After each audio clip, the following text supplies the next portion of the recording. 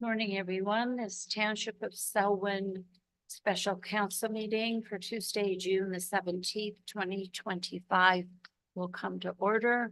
We respectfully acknowledge that we are on the treaty and traditional territory of Mississauga and Anishinaabe. We offer our gratitude to the First Peoples for their care for and teachings about our earth and our relations. May we honor those teachings. Please observe a moment of silence so the council staff and members of the public can quietly reflect on our duty to the community that we are trying to serve.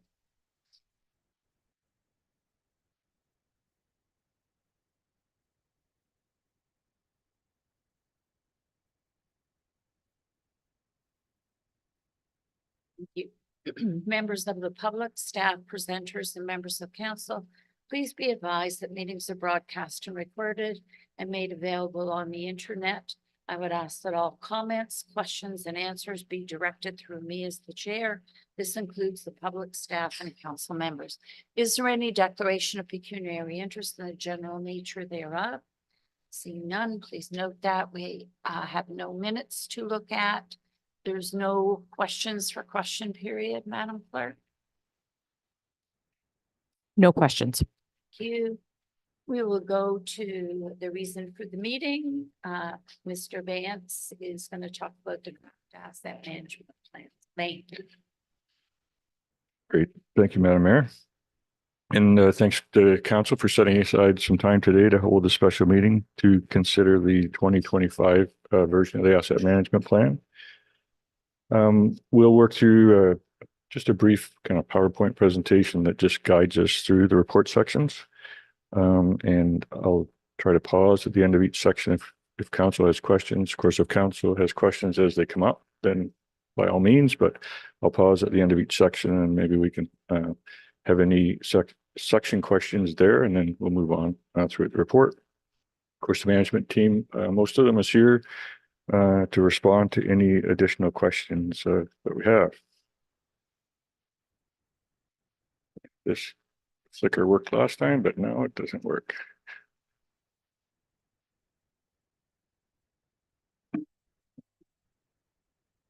Okay. Yeah, so I'm going to try to work through the presentation and the report at the same time and make some comments. So this is a draft report before council. We wanted to get a full draft out and in your hands before the meeting. As you can see, there's definitely some edits still required. If you could look at the very front page, we've got some formatting issues right off the bat. And there isn't 777 pages like it does say on one spot, so don't be concerned about that. So we did want to get the report out, though, in some of the key sections that we want to talk about. In many instances, it comes down to, as I mentioned in the last report that came to council at previous meeting, that it comes down to kind of internal resources and focus on some of these things. We've been able to this year add levels of service and measures to many sections of the report. Of course, we added the facilities information in. We do still have park facilities under development. I have a few comments about that as we go through. We added the fleet section this year, but we still have some outstanding fleet review issues there. Updated our completeness and confidence chart, which we've been trying to do as we go, and then updated our investment gap chart and proposed a funding approach. I think with the recent changes that we made in the finance department, we're going to be able to address some of the lack of resourcing that we've had there. But as I mentioned, in many of the other operational departments, the role of asset management falls back to the department manager, and there's lots of competing demands on their time for sure. So I just think as the report becomes more familiar to everybody, we'll have a chance to sit down periodically and talk about it. We should be able to improve the report. I guess another caution that we found when we were going through establishing levels of service is we don't want to aggregate levels of service too high, because you start to lose some of the functionality of the asset management report. Our goal from day one has been to have meaning to our operations staff, be able to actually use it and see if we have a change in our operation, how is that going to affect the level of service.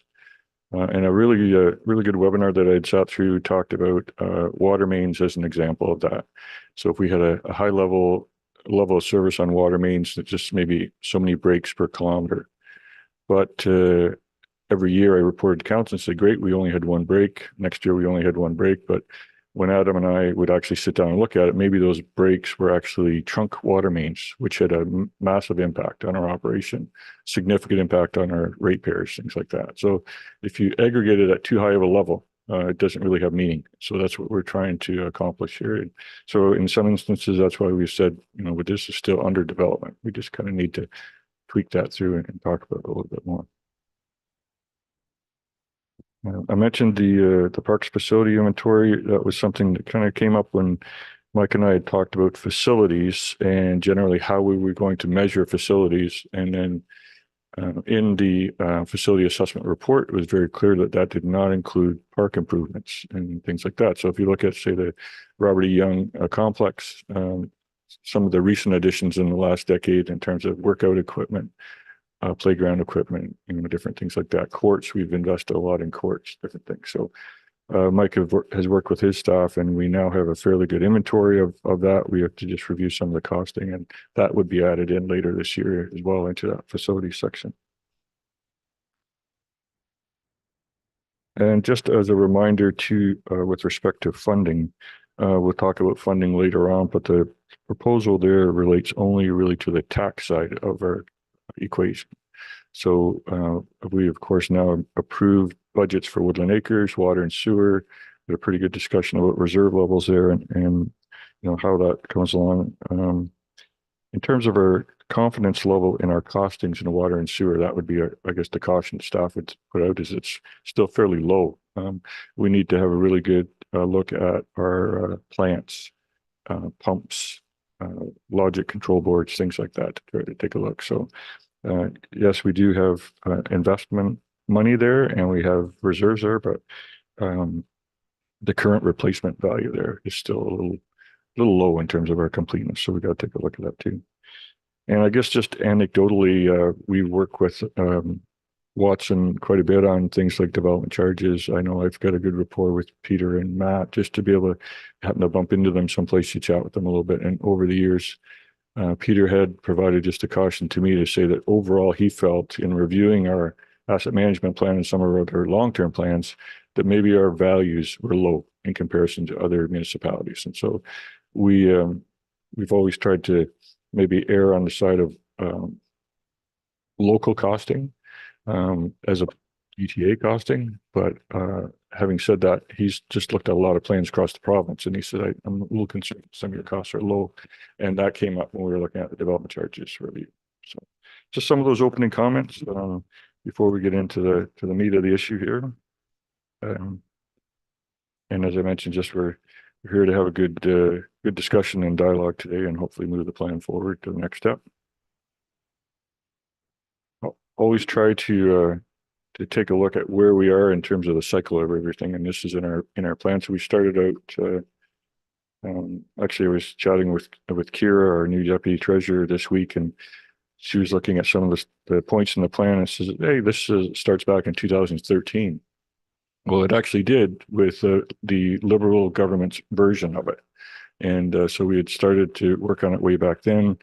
And over time, it's become a little bit more of a working document in terms of a business plan. And then with the Conservatives coming in, they actually then entrenched it in legislation, so in the OREG that we're working under right now. So this is just a bit of a chart to show where we've been since the new regulation and the new policy that council put in place in 2019. And we're working through, and of course, it's an ongoing annual update process for sure.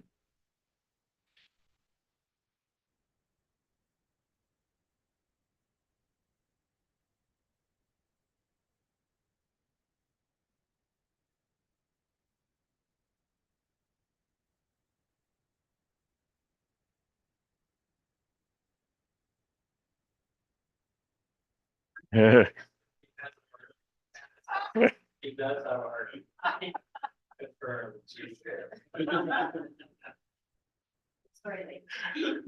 No problem. Thank you, Madam Mayor. So that's a bit of an overview of where we are in section one. So a few comments that are in section one. It's just the introductory. Why are we doing this? What's it all about? The data from StatsCan, of course, comes up every 5 years. So the last bit of data that we have in section one is the most recent StatsCan information at 2021. We're maybe chatting about some different ways that locally we can come up with some other updates, maybe add a paragraph or something like that to our annual updates from this point forward. We have updated the budget data for 2025. And as I mentioned, really these ongoing annual updates will continue to fill in information gaps, but then also provide updated data wherever we have it. We did note in our reviewing it after we got the document out to council that probably under 1.3 scope, we should add some type of a bridge paragraph that captures the new sections that we've added to the plan. So the existing paragraph refers to the core assets that we brought in place, but just some type of a paragraph that notes the fact that we have added other sections to the plan in relation to the Ontario regulation. And those are the types of, just be a kind of a generic bridge statement, wouldn't have a lot of weight other than for readability in the report. So we'll probably work on that before it comes back to council for final approval next week.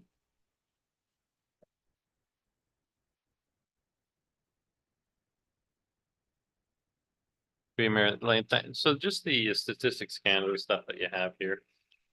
Is there any anything that you have to do with respect to the high number of seasonal residents we have? How does that affect, or does it affect any of your calculations on life cycle, that sort of thing? When I actually did the math on it, there's almost 23,000 residents if you include our seasonal residents.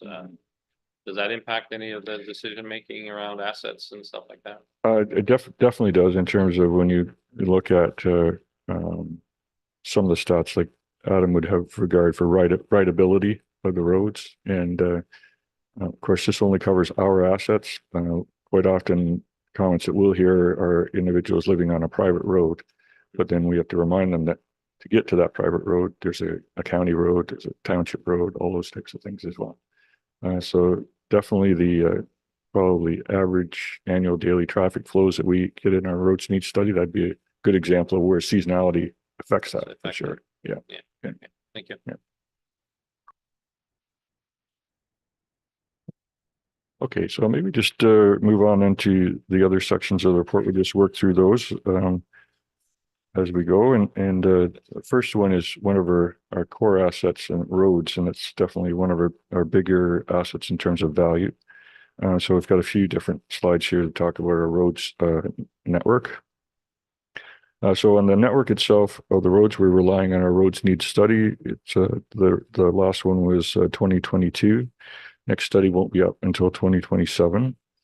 In 2026, our work plan will likely look at getting at that early so that we can have it in place if possible in early Q2 of 2027. It works great for the asset management plan and for capital budget planning. It doesn't work so great operationally for Adam if they get in too early before spring breakup and things like that. So it's a bit of a balancing act there.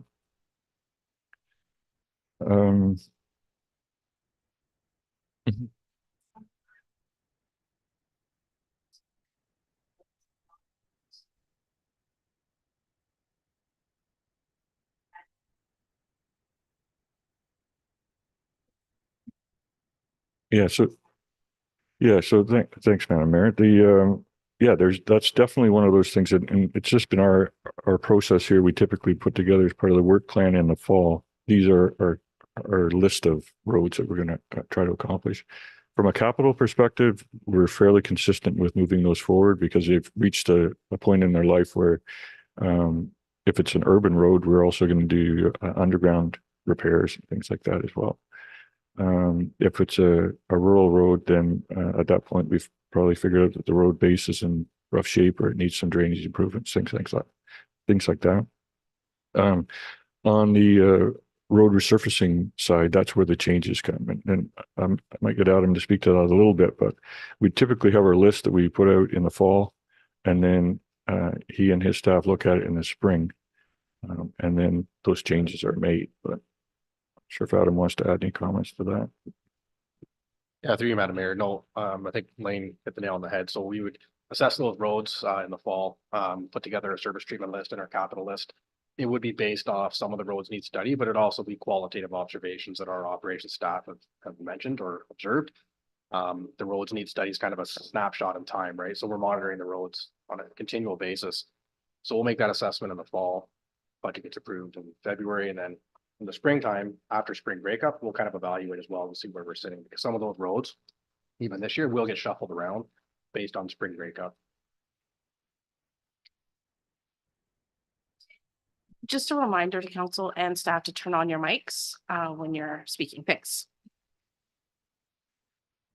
And I guess maybe to you, Madam Mayor, to come back to that, if we need to maybe do a better job at reporting on that, we can do that as part of our quarterly reports. So I don't know if we would always know that for our March first quarter report, but typically we would know that for the second quarter report. So if there were changes there to be made, we can come up with some way of on the departmental work plan even to, whether we do a strike through or an addition or something like that, just so council receives that report, they're apprised of that if they get questions, that type of thing. I think that would be helpful because there are residents who pay attention to those reports, especially if there are roads on it. Right, for sure. So we chatted about the roads need study. One of the processes that Adam's crew has put in place is a little bit more hot mix repair on some of the road maintenance for potholes, and making use of a rental unit to take care of some of that. It's a little kind of sticks a little bit better than coal mix. And also, I guess they would do that in terms of larger pothole surface areas before we do road resurfacing. And so I think that we've had good response on that, and it's prolonged the life of the road. So just a little bit different technique that they're trying there, and it seems to have a good impact. And the reason I mention that is because one of the key things in the roads need study is the pavement condition index. And so since we do it only every 5 years, then we have these operational changes that we just talked about on the spring. We need to come up with some measure as we work through that to figure out, how we're doing. Adam's reached out to the county and some other municipalities. For the most part, the lower tier does it the same way that we do it. It's they use a roads need study. They recognize that every 5 years we're going to have an update, and so they use that as a general guideline, and then operational changes on a spring breakup situation. So PCI updates are really only done when that roads need study is up to date. Right now, we are getting some complaints from residents where it involves the apron of a road, and possibly the county are the ones that are responsible because the apron is on the county. How are we dealing with that now? Do we just, if we get a complaint, do we send it on to the county, and are you getting good response from them? Through you, Madam Mayor. It's been kind of a mix of responses. In some instances, we just sent a crew out to do the repair. Other times, we have engaged the county. That was more recently that issue came up. So I do need to talk to some colleagues at the county just to see to follow up with them and see if they've addressed it or not. But it has been some kind of back and forth, and I think some continued communication with the county as far as even surface treatment or micro programs. When the county will come down and do a county road, often they won't include the aprons, right? So they'll come by a micro. Sometimes they do, most of the times they don't. But then when we do our micro programs, we come right out and do the aprons. We come right out to the county roads. So we need to have some kind of dialogue or communication to make sure we're on the same page, because that's a good chunk of road really that we're covering the cost on. So we need to, I think the county would be favorable to that conversation, but we need to kind of iron something out there. Thank you. And before I leave the target idea of PCI, our plan outlines that as of the last roads need study, our PCI index was about 73%. And if you look at it from a different way, from the MTO inventory manual, the unpaved roads are about 8 out of 10. But we still need to establish a target. So we know that that's the number. But in terms of taking a look at the levels of service, we need to have regard for that the next time that the roads need study comes up, and not just say this is where we are, but have a target, and then that way we can start to address, are we going ahead or staying the same. And that's where point 3 comes up on that first slide on the left. Given the cost increases over the last few years, we have the same kind of static budget level when it looks at resurfacing, but we're getting fewer and fewer kilometers done every year. So we would expect that over time, we're going to see that number is going to decrease in terms of PCI. Thanks, through you, Mayor. So the PCI, you say it's done every 5 years. Is that done through a third-party consultant that goes around and looks and GPSs them and? That's correct. Yeah. So we've used DM Wells ever since amalgamation, and yet they do it every 5. They've got a really good transportation division there, and they divide up their personnel well so that we're not paying for top level engineer to do some of the more mundane work, but at the same time, there is somebody taking a common sense review and look at it. And before they finalize, they always have a series of drafts that they run out by staff and review with Adam. Yeah. So when you say we have to set a target, what will we use as the basis for council making that decision, or staff recommending to council a number? Where will that number come from, I guess? Yeah. Yeah, no, that's a great question. And part of our work continues is to take a look at best practices across the industry. And that's the great thing about the public sector, is that we share information, and lots of resources available at associations to take a look. And so we can try to figure out, we wouldn't, maybe we would look at a measure that somebody like a City of Guelph would use, but we wouldn't necessarily use their target. Right. So we try to take a look at best practices that are in use in the industry, and then other like municipalities. A lot of that recommendation would probably come from the engineer through to Adam, and then discussion about the impact of what that would be. And hopefully, as we get to a point where we could bring those things back to council, we would be able to illustrate the impact of that change. So we're at about 75% now. So if we maintain 75%, what do we need to do to our funding gap? If we wanted to all of a sudden jump to 80%, what does that mean? That type of thing. Yeah, through you, Mayor. Yeah, no, that makes a lot of sense. And I think just from what I read and what I hear, both the county and the township do a great job in maintaining roads to a point before they have to be replaced. And I think life cycle, I think that's really important work. I think that's an approach that both the township and the county has taken to extend the life and keep the level as high as possible. So appreciate that. There's 6 kilometers of gravel road left in the township. Do we have it just for practice, or like where is the 6 kilometers of road left? When I was on council the last time, it was about 50%, but we're down to 6 kilometers now. Is it 6 lines? Sorry. Yeah, through you, Madam Mayor. So Miller Road is one, that's on our service treatment list for this year. Okay. We do have a couple other small sections that, depending on farm practices and use of those roads, they're such short sections, and if they're driving farm equipment down it, to be honest, like, it doesn't make sense to service treat it. The tractors, the heavy equipment will just tear it up. Yeah. Okay. Thank you. It's good. Yeah, I have to say that there are other townships that really wish they took the attitude that Selwyn took way back when by doing what we did with our roads, because now they're stuck with horrible messes every spring.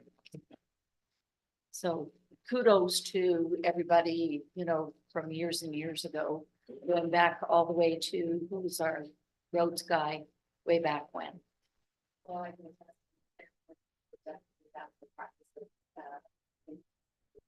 yes, Jimmy Hickson. Yeah. Yeah. Yeah, Ron. that's true. I'll tell a story. Jim came to council looking to buy a 3rd grader. He said, we need to buy a new grader. I said, oh, we need a 2nd grader. He says, no, it's a 3rd grader. I'm like, how many roads have been? We had a lot of gravel roads. All the sidelines were all gravel back then. So, and back then we were getting free the Domtar stuff that everybody hated. So from dust suppression, we weren't paying anything for that. But then the government said you can't use it anymore. So when you actually added up all the costs of grading, graveling, dust suppress and all that, it was actually cheaper to tar and chip all the roads back then. So rather than buying a third grader, the money went into tar and chipping all those roads back then. So it was a good decision by council back then. It's paying off now, I think, in the long. But that's the story behind how it all moved so fast. Just to flip over to the other side of the slide, look at sidewalks a little bit. The data set there also comes from the roads need study. So we have a third party that takes a look at that. We've established a bit of a target there just based on the overarching goal outside of the asset management plan is our strategic plan. And there's a section there talking about connectivity and basically our community being connected. And of course, connected can mean connected from an IT perspective, from communication between council or ratepayers, but also just connection in terms of pedestrian traffic and road network.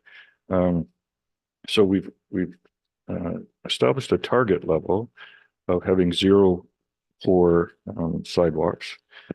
Really high level number means that we have to spend anywhere from $275,000 to $300,000 to start to do that.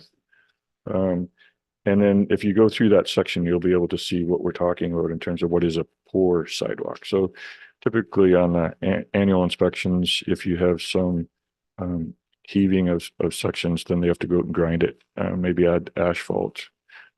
Initially, you're painting it to show where this vertical realignment needs to be changed. Another area with respect to the AODA is lack of tactile strips. And so that number that I mentioned doesn't include that. So we've kind of talked around a few different ways. The plan as it's laid out right now shows that we won't have regard for those until it's a construction item. So if there's a section that's being constructed, of course, we'll put it in how it's supposed to. We have had other discussions by saying, well, maybe we should just identify where all those are required and then try to put together an estimate and then say, is that an approach? And then we should do it that way. So those are some of the challenges that we're faced with sidewalks. The way that it is right now, we would just replace or we would add tactile strips when we do construction projects. And we would start working towards taking our sidewalk network so that it's fair to good. And all of that type of stuff has to come back to a council as part of a budget process or where we. Councilor Boyko. Thank you through you, Mayor Senes. About the sidewalks, I'm looking at page 20 on the report, and it talks about sidewalks are asphalt or they're brick or they're concrete. So I guess my question is, when does a asphalt trail become a sidewalk? How do we define the difference between an asphalt trail and a sidewalk? I'm thinking about there's an asphalt trail or sidewalk, I don't know, along Rabbit Street. And as a result of it being a sidewalk, it would be included in this report. And I would assume maintained in the winter, plowed in the winter. But on Hague Boulevard, we have something that looks exactly the same, but it's a trail and it's not maintained in the winter. So how do we determine that? The second question tied to that are, we own the trails. They're maintained by volunteers, but where are the trails in the asset management plan? So 2 questions. Sure. Thanks to you, Madam Mayor. Yeah, so with respect to the sidewalks that are noted in here as asphalt, they're actually sidewalk asphalt. So they're not the trails. They're not, there's only 37 meters of that, right? So it's only if there's let's say 2 or 3 bays that were really heaved poorly, that might have just been paved. There might have been a short section of pavement that was put in there. And that, of course, relates back to the roads need study when that was done. Enbridge was going through shooting different sections, and we would have removed, or they would have removed and just replaced with asphalt, different things like that. So that's where the asphalt comes from there. And yeah, at this point, there are no trails which are not part of the sidewalk network included in the report.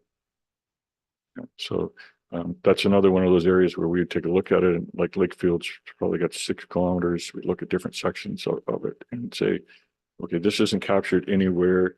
Where would that fit best? It's not a sidewalk because we don't need to maintain those to the same minimum maintenance standards. But should it be captured in something like linear parkway? So would that be something that Mike should include in his facilities improvement related to parks? Because we've traditionally referred to a trail as a linear pathway, right? Linear park.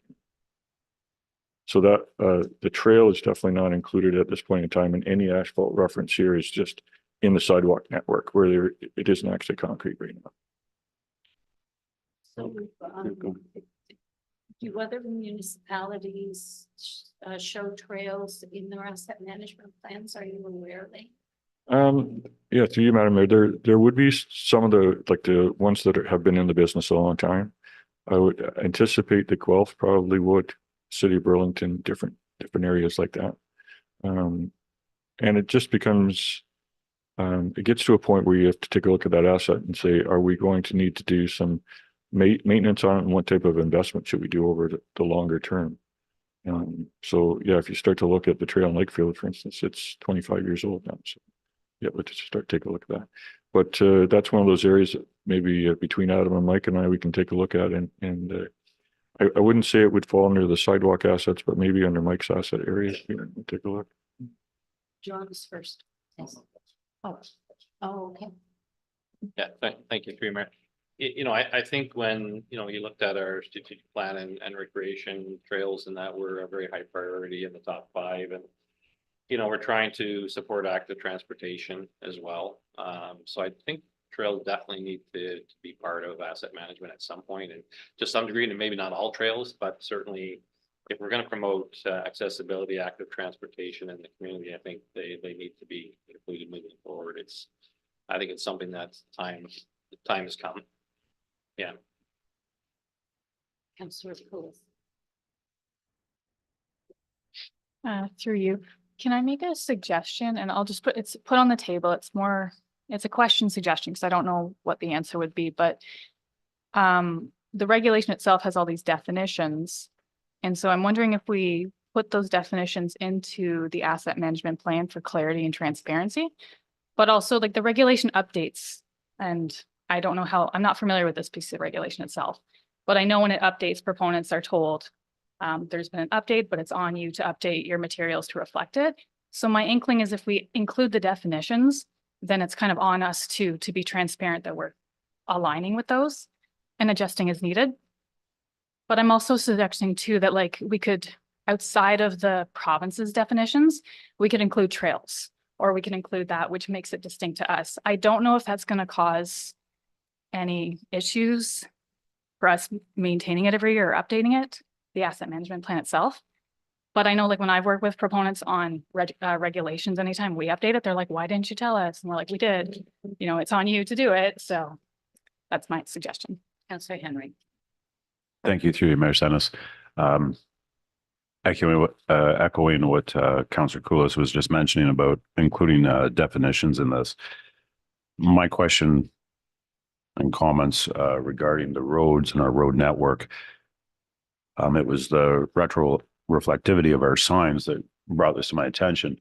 If 6.66% or 100 of our signs are failing, and 119 of them are under the warning stage by the regulations being put forward to us, does this have any impact or expose us to liabilities in events of an accident? And with that, then does that also impact our insurance in the future if some of our assets are not properly maintained? And how do we maintain that, and how would it affect those things with our 5-year regulatory assessments of these assets? Okay, to you, Madam Mayor. So I'll just move on to the next slide, which is that signage section. And so, Yes, so just for safety, you kind of jumped into the next part of it. And I had a question for you about the other part that we just talked about. So, Lane, if we were to make these changes to this asset management plan now, can we still meet the completed date that we have to have it into the province? to you, Madam Mayor, yes, from my perspective, what we're proposing to council is here's where we are at this stage stage of the game. We're going to have this approved. It's going to go in July 1st. It'll be our plan as of that date. And then we have identified other areas, and it gets back to our continuous improvement model. It goes back to our completeness and competence chart. We're just continuing to add these things as they come to light. The issue of trails is we would probably put some thought into that as a staff group, report back on that as it relates to the asset management plan and where it should fit, how we would have to go about doing that. Can we do that in-house? Do we need to get some expertise on that type of thing? So yeah, we can, from my perspective, we will still be able to meet our deadline, because as we go through, we're going to always find things that need improvement. It's a living document. Yeah. Okay, now you can answer Brian's question. So I'll definitely get Adam to weigh in on this, but the one thing about the signage is that is one of those things which is an annual inspection. And so the comment in there, it comes from the third party that we had review that the last time. So when they went through their review, that's what they reported back to Adam and his crew. They said, this is how many actually fail.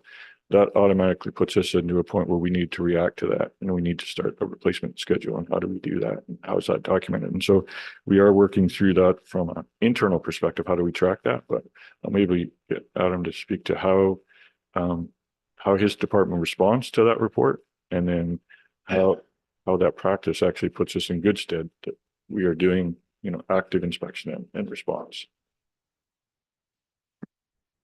Thanks, Lane, through you, Madam Mayor.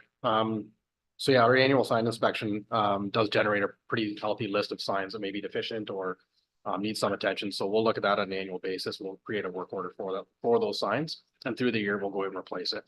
You are given kind of that 12-month window to address some of the concerns. It's not realistic to go ahead and change 120 signs in a week. But also to note, when they do our reflectivity test as well, like it's physically like it's a gun they use, and they hold it up the sign to check the reflectivity. So when you're talking liability, I mean, it's hard to say what would be liable, what wouldn't, but that snapshot on that sign, the reflectivity test, doesn't necessarily, it's not going to mean a driver wouldn't see that test. It just failed the reflectivity test, right? So I mean, if there was an accident, something did happen, I think the onus would be on the driver to say that he couldn't see this sign, right? Or if he did see the sign and blew past it, or whatever the circumstances may be, that has nothing to do with the reflectivity of the sign itself, right? But we do have a list of signs for this year as well. We had this done in November, I think, last year for our reflectivity test. We have a list, and we're making our way through that list right now. Thank you. Deputy Mayor Black. Yeah, through you, Mayor. So then just again, to follow up on the sign statistics here, it's either poor or good. There's no fair, which is kind of, to me, if you had fair signs, that would encourage the municipality to go look at those fair signs and maybe replace them before they get to poor. So why are there no fair signs in the statistics? Either is it just a pass or a fail? According to, and is this done by third party? The reflective thing is, yeah. Through you, Madam Mayor, yeah, it's a third party that does it. The county, I think, is one of the only places around, I think, that do it internally. The cost of the device and the manpower to have somebody go ahead and do this every year, it's quite expensive. So you do have a third party. 15% or 15%, yeah. So it's either a pass or a fail. Sorry, through you, Mayor. For It's the either general, pass or fail, because again, for me, if I had 200 fairs, I might get to them before they become 120 tours. yeah, to you, Madam Mayor. It does appear that, yeah, it is a pass or fail, kind of a good or poor condition on it. I can't speak to exactly what a fair sign would look like. Well, it's got to be a degree of reflectivity that either it's pass or fail, and maybe if it's at 70% instead of 100, it should come in as fair rather than good. So it seems like it's either pass or fail, and maybe that's the discussion through Mayor, that you can have with the person doing it is, give us ones that are getting close to failing. So we can maybe proactively work on those ones. And it's just a comment. Janice. Yeah, I think that's something we'll have to speak with the third party about, because they might not have a measure that shows fair. It might just be that either pass or fail. And if that's the case, then maybe what we need to do is update the plan to be consistent with the measures that actually are available to us. Yeah. And to you, Madam Mayor, just before, Do you have your hand up, Brian? Halfway, yes. Okay, Wasn't sure if it was my turn or time. Thank you, through you, Mayor Sennis. And just from a more general perspective then, looking at the values and the conditions of our assets, especially with regards to our road, and having the understanding that we may have asset transfers and or asset maintenance transfer responsibilities with the county. Do we utilize the asset management plan and the county's asset management plan if we are trading assets or responsibilities of them? So we understand what we're getting into from a financial aspect, that, you know, the signs are either good, fair, or full of bullet holes. Not to be too sarcastic, but at any rate, the question is, when we're doing transfer of assets or transfer of responsibilities with the county, are we using this as a kind of a blueprint for when we're putting value on these transfers? Yeah, so I think what you probably are thinking about is the road rationalization program that the county has approved. So yeah, as part of that process, if there was to be a road either to be uploaded or downloaded, for sure, there's a whole financial impact process that we go through. And I think, yeah, we look at the asset management plan, but we'd probably enhance that even more with just some practical, actual current review of the asset to make sure we understand what the costs of upgrade would be, and maintenance, the whole 9 yards. Thank you. Follow up through Mayor Sennis. There was mention at the start of this then that some of the values of our assets are viewed as being lower than possibly what they could be. Is there concern if we were doing that, if we have lower numbers or lower valued assets going into a situation with the county when we are doing the uploading or downloading of assets,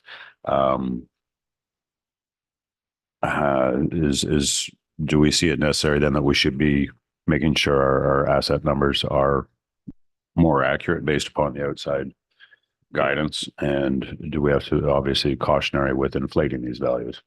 Sure, through you, Madam Mayor, I think that the numbers for transfer in terms of the roads that we're talking about aren't insurmountable. So they're a lot smaller numbers. And so it would receive a lot more focus and attention when we did that. So that would be one of the factors. We take a look at the roads need study. We take a look at our tangible capital asset number, what we've thought the replacement value would be on that.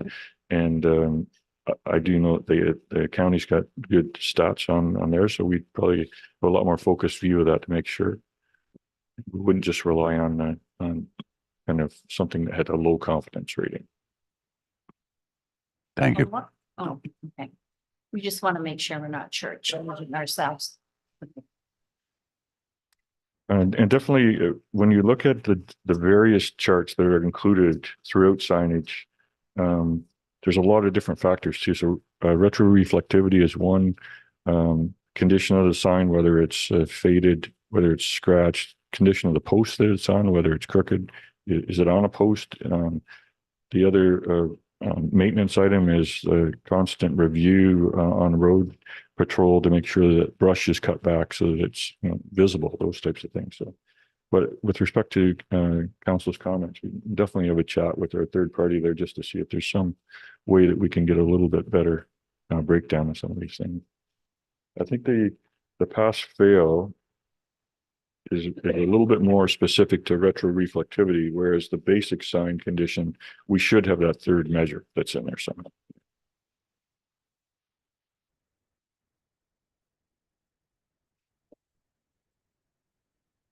And the only other comment would be under levels of service. One of the things we are looking at, and that could have maybe answered some of these questions, is what is under development related to minimum maintenance standards.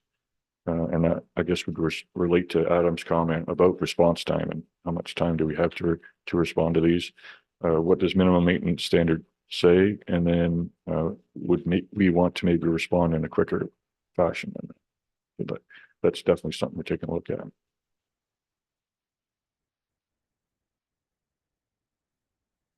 So that would clean up the road section as we work through.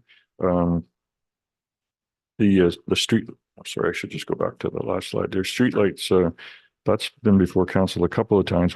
That's a massive database. When we switched over to LED lights, we had a great database that was there, all GPS referenced. We need to just get back to that to see what is the actual status of it right now, because with the Draco in particular, we had a number of replacements that we had to go through. And I'm not an expert definitely in streetlights, but I do know that when we went through the LAS program, we ensured that if somebody was walking down a sidewalk, they were never walking from a lit area into kind of like a shaded area and then back into a lit area. Everything had regard to the illumination as they walked down along there. So if it was a like for like replacement that we put in place, say after the Draco, something like that, we should be in good shape. But we would need to take a look at how many, Adam can maybe help him, how many lumens, per fixture, those types of things. And if is an LED fixture an LED fixture, or is a white light versus a yellow light, is it different? Right. So we need to just get back to that to make sure that we actually are tracking repairs and our data internally. We're really close with respect to that database. It's just the write-up then that we'd have to put before council. So that's on our work plan for sure. Okay, so that would be leaving the road section and moving over into structures. And as we mentioned to council before, this was a new asset class for us. And so it's not surprising that we don't really have a lot of reserves set aside for the structures. There is a requirement though every 2 years that we do an engineer's report. So we've had that done 2 times now. So our next one would be coming up next year. In 2024, we had sufficient funding in the budget to complete the Fothergill Isle approach. And that was one of the things that I think Adams has found in looking at the structures estimates, that in many cases, the guide rails at the structure were included in those estimates, but in reality, the approach is a lot longer on both sides. And so the photo that's in the slide there is the next one that's been identified, and that's on the 7th line. So Adams did some preliminary work there in preparation for maybe next year's budget or the year after, depending on our funding.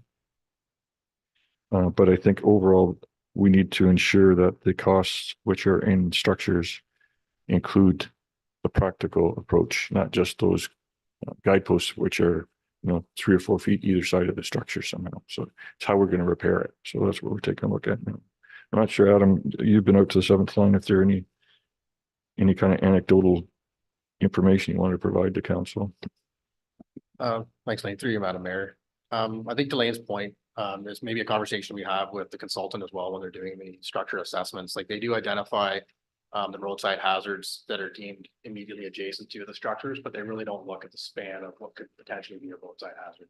So the 7th line is a good example, and the Fothergill Isle was another one. You can see there's existing guideposts there. Those posts aren't even close to being kind of standard these days, right? They're more just reflectors than anything. But really that hazard spans further than just where the culvert is based on the slope of the ditch. Like it's a pretty drastic, like a 3-to-1 drop off there, right? So I mean, in that instance, a discussion with maybe our consultant to maybe have a broader look at that to include it, because really just, identifying and protecting the hazard of the box culvert is a little short-sighted, that we really, if we're gonna do a capital investment there, we really need to cover that full span of the roadside hazard. Thanks, Adam. Once again, we have technical levels of service established here in terms of what the engineer provides, but we need to take a look at that target once again and say, well, what is the target? We're over 70%, so that sounds pretty good, but it is a target in this area. Should it be 80? Should it be 90? Something like that. So that would be another one of those areas that we need to deal with our consultant and best practices in the industry to take a look at. The report also mentions some specific maintenance actions, and Adam's got that built in the budget this year. Probably the box culvert on Concession Street's the best example there, where there's been some buildup of silt over the years. So his crew will get in and cut that back a bit, do some initial work on either end, and then we'll probably get our third party to come in and clear that out. That's the type of work that just needs to be done on an ongoing basis. And I was going to leave the structures area and move on to water.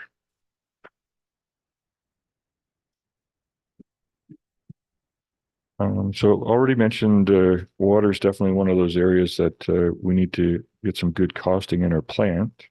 And so that's on our work plan to carry on with.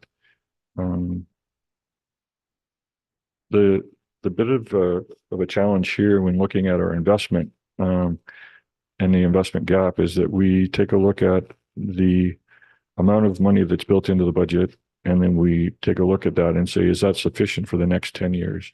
And so the ISIP grant in this area and previously on the Lakeville South Development area, some of those investments were fairly heavy.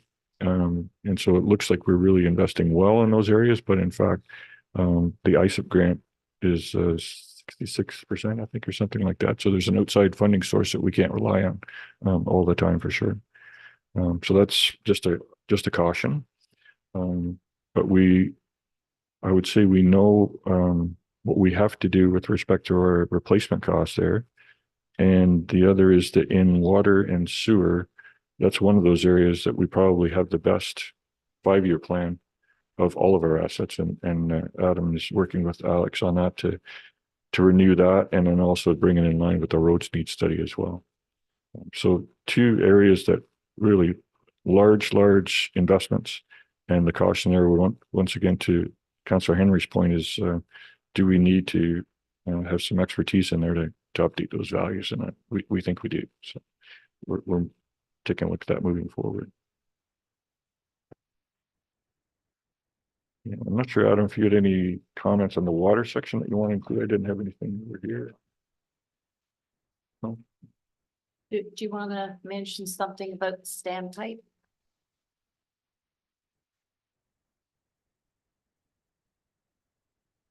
Through you, Madam Mayor. Yeah, so as part of our ISIP grant, you mean recommissioning the standpipe or? Yeah, so part of the ISIP grant, we are looking at recommissioning the standpipe next year. So as we brought to council before, you're aware, we took that standpipe out of service over 8 years ago. Really due to just a manner in which we operated the water plant at the time, just running it consistently. We weren't getting the turnover in the standpipe and fluctuating that water level in it. By not fluctuating that water level, you create ice formation, like an ice ridge, and it ended up damaging some internal components. So we made some investments, both financially and just through staff initiative as well, to operate the plant in a different manner. That control narrative we changed. So we're getting our 20% turnover that we're required to get in our structures now, our reservoirs. So we are looking to refurbish the standpipes next year and bring it back into service. So we'll have both the standpipe and the elevated tank into service by the end of next year. Included in that refurbishment as well is repairing the internal components, coating the inside where the repairs are made, but also doing a clear coat, power washing a clear coat of the outside. When we looked at the structure, it's in really good shape. We painted that in 2012 when we rehabbed it after the elevated tank. And the consultants made the recommendation that if we can clear coat it now, we'll preserve that existing paint and we'll get another 10 or 15 years before we have to touch it again. Okay, I think the report says it's going to be back in service in 2025. So what Adam just said is more likely 2026. Through you, Madam Mayor, we're doing engineering and design this year, and then we'll tender out for 2026 for the work to be done. We could check that and get that edited in the report for sure that says that. Makes sense. Yes, Councillor Boyko. Okay, through you, Mayor Sennis. Yeah, I go back to, I guess where my question comes from about the standpipe goes back to page 3 of the report that we looked at the last council meeting. It said we need a switch in thinking so that assets are seen as a means of delivering approved levels of service rather than infrastructure that needs to be maintained or replaced. So based on that, when the standpipe has been offline for a number of years, when it is brought back online, will people in that area of the village notice an improved level of service? Through you, Madam Mayor, as it relates to levels of service, it really, the only impact that would have would be on pressure. And as such, the elevated tank and the standpipe operate at the same water level. So it's the same amount of head pressure regardless of the level. They kind of operate in tandem together. So you wouldn't see a level of service increase. What the standpipe will give us is the ability to increase fire flows And really having the standpipe and the elevated tank on the system gives us the increased ability for fire flow on both sides of the village, on either side of the river, really. And further to Lakefield South, like we will need that storage capacity to maintain fire flow once development starts there as well.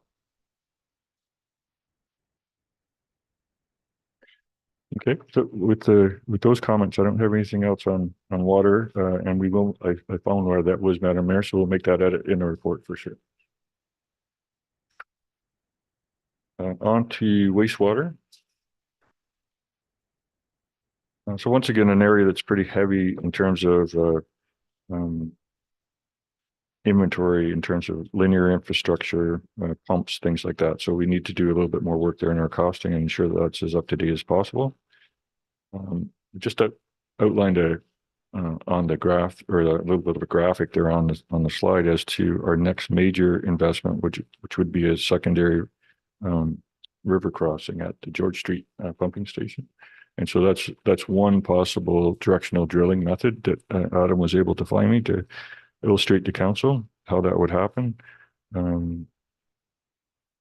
There's a lot of design that needs to go into it and a lot of different effort there, but that would be the next major investment. We have the lagoon in fairly good shape in terms of we just did a sludge removal program a few years ago. And with some of the improvements in this year's budget, making improvements out there to monitoring that and how it's being done. And we have a plan for additional aeration if we need additional aeration up there to in terms of overall quantity of sewage that's going up there. So really from the perspective of where we're going here, we have our ongoing maintenance plan. We've got really good data set with respect to what mains need repair. And that's another area where when we're looking at a road repair, then we'll take a look at what's the infrastructure underneath it for sewer, water, storm sewer, those types of things. And I guess that's where I was going with the lagoon in terms of maintaining compliance. So, and maybe Adam I see we have a question, but Adam may want to speak to that afterwards as well about our approach to compliance and how we've made out this spring up at the lagoon as opposed to how we've been the last few years. Yeah, through you, Mayor. There's been a lot of research and a lot of understanding of standalone systems as opposed to building a lagoon or additional pipeline underneath the river. The county visited actually one of the manufacturers in Cornwall a while back as a way of managing wastewater as opposed to the traditional piping to a lagoon type thing, that it's on site in the system. So it replaces that need to build that kind of infrastructure that takes it to another location. Understand the technology used worldwide. There's a manufacturer in Canada, or a couple of manufacturers in Canada now. And I know that at the county level, looking at rural development, this is a response to how to manage wastewater, is the standalone units that can do up to 1,000 homes at a time, sort of thing. Is that being considered as part of an option as opposed to a new pipe, all that cost infrastructure from an asset management plan? Yeah, I'm not aware of that being considered, but maybe I can get Adam to just kind of weigh in on that aspect of it. It's I would look at what they're trying to accomplish in a rural area for that type of development versus a system where we already have the infrastructure basically in place. But yeah, through you, Madam Mayor, I would agree with Lane's point. I think you're kind of looking at two different setups, right? A rural area that might be more practical approach, but in an urban setting, when you already have a wastewater treatment facility and a collection system and a water treatment plant and water distribution system, I don't know that those standalone systems are as functional or as efficient as a central wastewater treatment facility. Especially when you're looking at, the footprint that would be required depending on the scale of the development. And then you're also looking at your ECA limits, the river you're discharging into, like your limits would be so fine with that facility, and you still have to have an outlet to the river to maintain, and then staffing, all these other things that come into it. I think it would be cost prohibitive to look at the standalones in a municipal system that already has a wastewater facility. Oh, yeah. From what I understand, from a cost perspective, it's about $1 million to put that system in. It's gonna be more than $1 million to run a new pipe over to the lagoon, I'm sure. With all the EA and everything else that has to happen. The discharge from these plants, from what I understand, is potable water level discharge, so. Discharge back into the river from these plants, so. I think it's definitely worthwhile looking at. I'm thinking more from just a capital cost perspective. I don't agree with you that it'd be way more expensive than building and adding to our system and expanding our pond or whatever we have to do there. Which takes years of PA studies and consultants and all those sorts of things versus these standalone systems. Janice? Yeah, so I think the way that Lane and Adam are describing it is really consistent with what's in the provincial policy statements as well. So having it serviced by a municipal service is kind of, if that's available, that's choice number one. Yeah. Yeah, and then and beyond that, if it's down to communal services, which is more what you're talking about. So yeah, in our case, that's probably something you're going to look at more in the rural areas. And then, the next step down is the private services. So I think the way we have ours set to go in terms of our investments really fits with what's in the provincial policy statements and how they want to see things being serviced as well. Yeah. Okay, thank you. Council Boyko? Thank you. Through you, Mayor Sennis, a couple of questions about stormwater and wastewater. Yeah, but the one, okay, but we're talking about the lagoon. So right now, it's said in the report on page 48, it's 64% of capacity now. Will there be capacity in the current system, the lagoon and the rest of the treatment system for the full build of Lakeville South, 910 homes, or will improvements need to be made to the lagoons or to the system over the course of that build out to the 910 homes? Through you, Madam Mayor. There'll definitely be upgrades and facility requirements that'll need to meet the full capacity of that build out. So the existing system as it stands now would not meet the full build out of that development. And I think we've all been very clear about that. There will be strategic upgrades that need to be made based on phasing of the development. Okay, so that will be an interesting, it's more of a comment than a question. That'll be interesting because the developer is going to be building at the level that he wants to continue to build at according to market conditions and so many other factors. And we are going to have to be aware of his progress in order to make the adaptations that are necessary. Okay, thank you. Councillor. Thank you. Through you, Mayor Sennis. With a lot of discussion about the environmental assessments or EAs, and with consideration to the province's recent regulations regarding building and being able to do it in quicker capacities and bypassing some of the EA protocols and other issues, from an opportunistic approach, would it be to our benefit to maybe get some things done now while the regulations are a little bit more lenient on us? From a financial standpoint, you probably know that was not a totally appropriate question, maybe in public circles, but I'm going to ask it. Yeah, through you, Madam Mayor, it's definitely, the changes have definitely been a little bit, we would say, more pro-development in terms of where we're going with it. I think there's still going to be requirements on the municipality to prove some of these things. Not so much on the builder, maybe if it's a new development, where we go. To Adam's point earlier about expansion and approval of phases. And so I think we have a fairly good handle with where the developer wants to go at this point in time. And then council would only approve phases as we have capacity to be able to.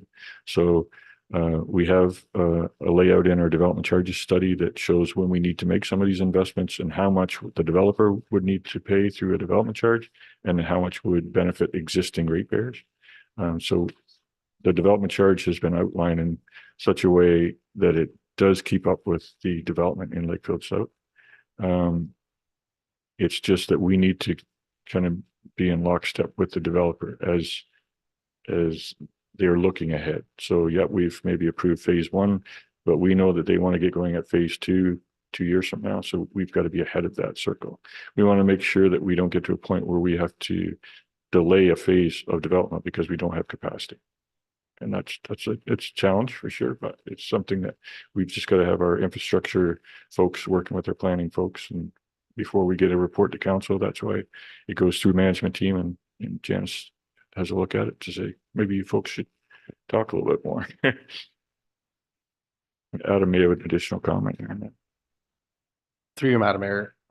Yeah, Councillor Henry as well, just to be clear too. So some of the routing that we've looked at for Lakefield South down the easement to Smith Street and George Street, that whole corridor, we did go through an EA process for that already. And so some of the work we're looking to do, upgrading the sewer system on George Street, and even part of that force main crossing, the EA work's been completed on. So not the full scope of that force main crossing, because we're kind of looking at, instead of just taking it under the river and dumping it into the collection system on Burnham Street and then having to down the road, upgrade the entire collection system through the downtown core, instead coming across the river and actually continuing that force main down Water Street and discharging closer to the pumping station to kind of circumvent that downtown core. That section hasn't been looked at through the EA, but everything else has already. So we do have a lot of the legwork done on some of that EA work. But to Lane's point as well, trying to stay ahead of the development is a balancing act as well, because we don't want to put some of this infrastructure in the ground that isn't needed yet and kind of sit on it for 25 years when really we never needed that capacity. So now we've got infrastructure that's already, 25 years into its useful life, and we really didn't need it yet. So it's kind of a balancing act and trying to stay abreast with the developer to kind of monitor where they're at and trying to stay ahead of that. Not to shoot too far ahead that we've got this infrastructure we've invested in that's kind of deteriorating essentially. We're not on. Janice. Yeah, and just to add to that, and Adam can correct me if I'm wrong, but I think one of the next things we have on our work plan to probably coming forward for next year's budget would be doing a master servicing study for water and wastewater. And I think once we get, that's going to really tell us kind of what those steps are that we need to do to progress to the next stage of the development. And I think once we have that done, that would give us a good idea of, okay, this is what we need to do. When do we need to start triggering that next EA process?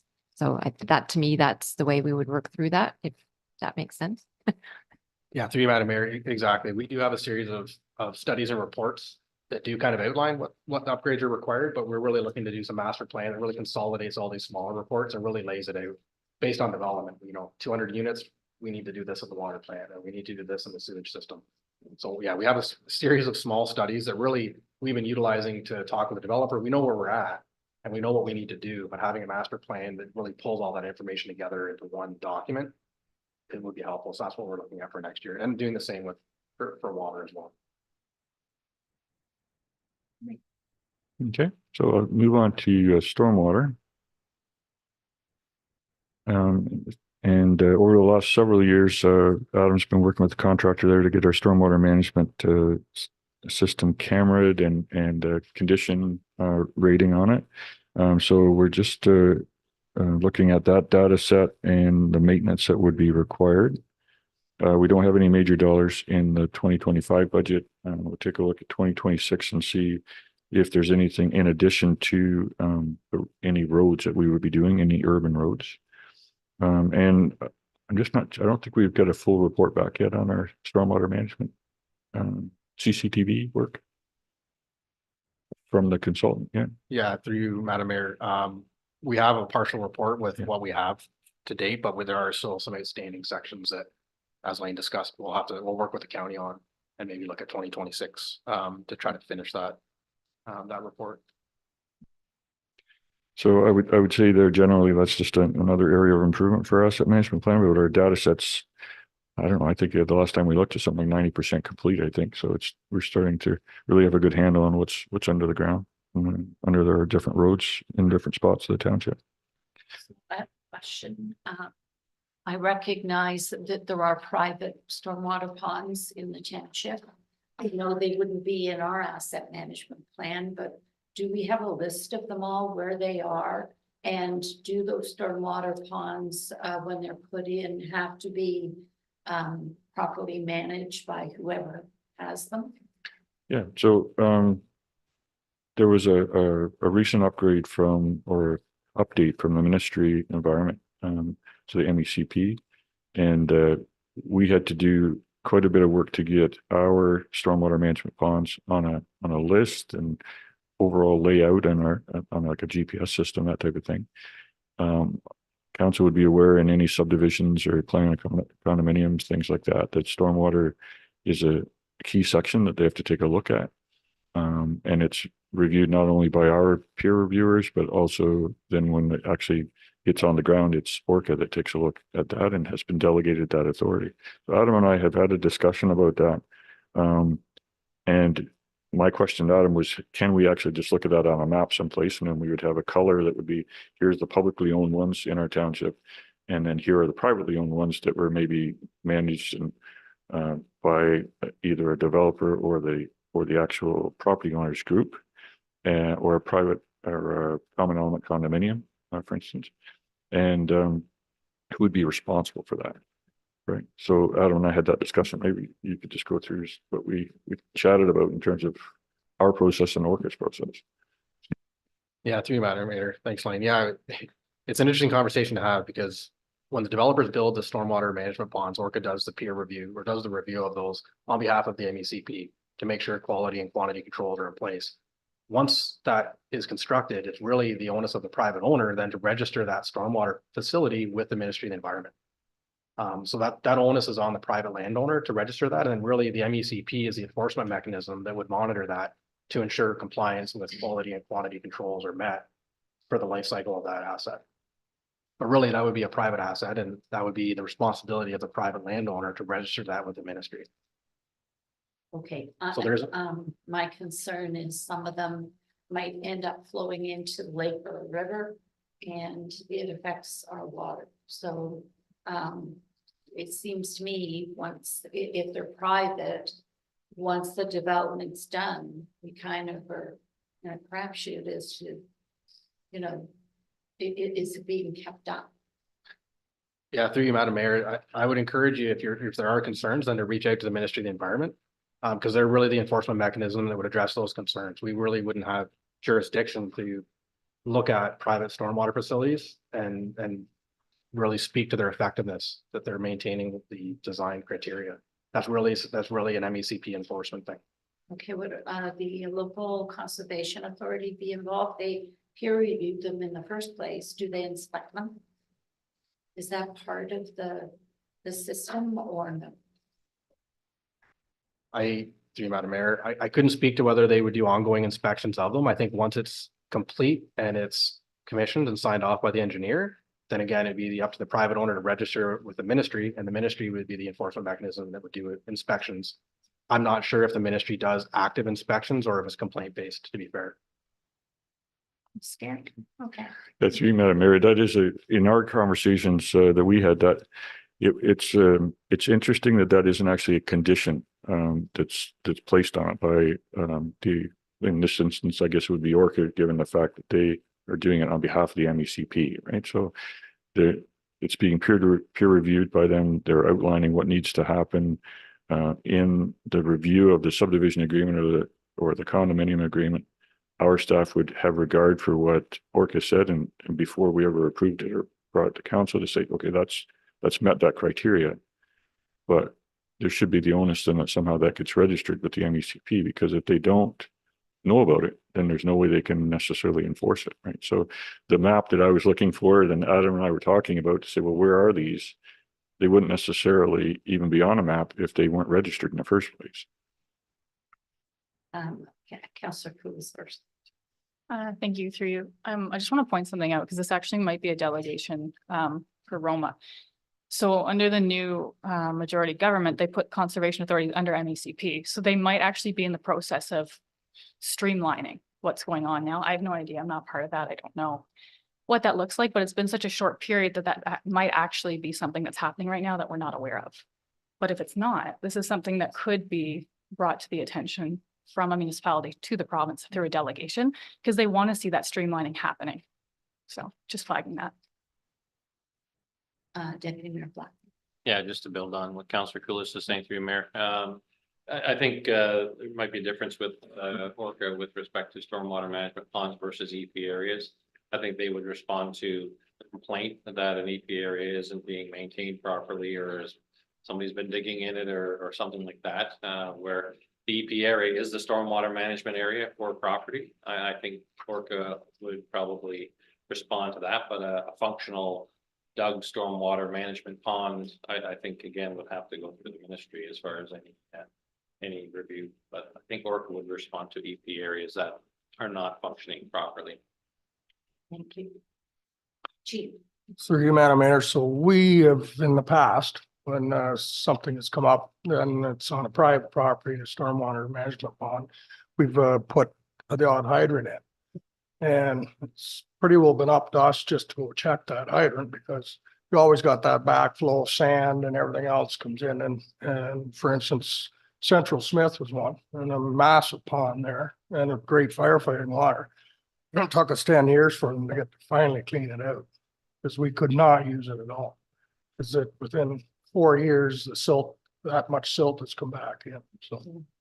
Yeah, and that's the thing, they have to be dredged. Yeah, and when they finally did it, that was 3 years ago, so. Yeah, it'll be right back in again, so. Anyway, sorry to take so long on one subject, but it's bothered me. I think, well, thank you, Madam Mayor. Glad you brought it up. Okay, we'll move on to facilities. Sorry. Oh, Council Boyko, sorry. Yeah, sorry, just before we go on to facilities, I have another question or two about stormwater management. I read on page 57, it says stormwater management, 44% of storm sewer system is resilient to a 5-year storm. Are we concerned that only 44% of our storm sewer system is resilient to a 5-year storm? Given that a couple of sentences later, it says there is no provision to impacts due to climate change. So is this a concern of ours?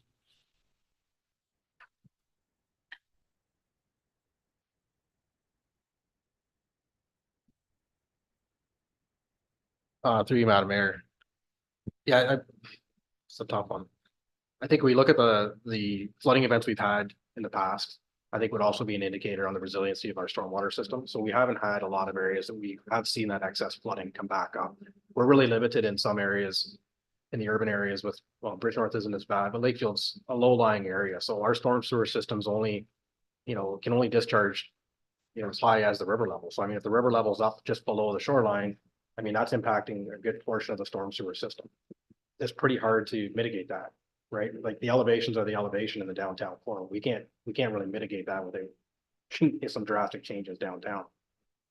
The other part of that too is, I mean, we look at our infrastructure and the county's infrastructure and in all our urban areas, it's intertwined. So we have collection systems that are discharging into county portions of the storm sewer, then the county portions are discharging back into the township portion. So it's hard to really assess that holistically when they interconnect so much, right? I think it'd be a lot of upgrades to be required on the township and the county, and whether that's even feasible, I wouldn't know. But based on the historical information that we've seen downtown Lakefield per se, I wouldn't see that there's a concern. I mean, we seem to have, we had high water levels this year. We had really high water levels in 2014, I believe it was. Yeah. And yeah, I mean, and it was up over the bank at the marina there, but we didn't have localized flooding in the storm sewer systems through the village. It wasn't bubbling up through structures and stuff. Okay, thank you for that. I'll follow up. It mentioned on page 50, the report mentioned about stormwater and wastewater and people's sump pumps. And sump pumps, a lot of people's sump pumps are still going into our sewer system. Chris Norman a few years ago went around and did a program, and a number of people changed their sump pumps so it was operating properly now.